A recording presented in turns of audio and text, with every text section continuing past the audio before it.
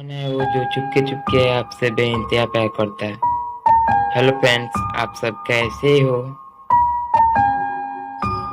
Choose one emoji number. Friends, आप एक emoji number choose कीजिए।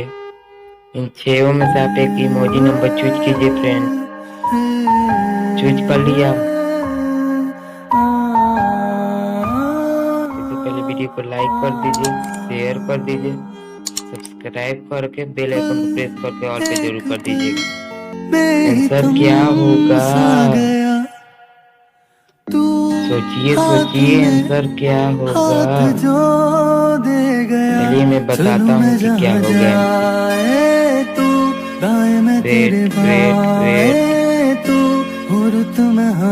आपने एक नंबर चूज किया होता आपका फ्रेंड आपसे बेइंतहा प्यार करता है।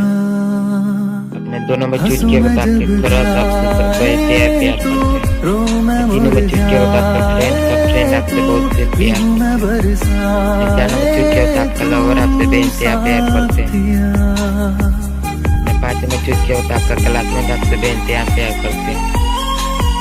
6 नंबर चूज किया होता आपके पड़ोसी आपसे बेइंतहा प्यार करते हैं। अपना आंसर कमेंट में जरूर बताना। Thanks for watching friends. आप इन चारों वीडियो में से जरूर एक वीडियो देख लीजिए।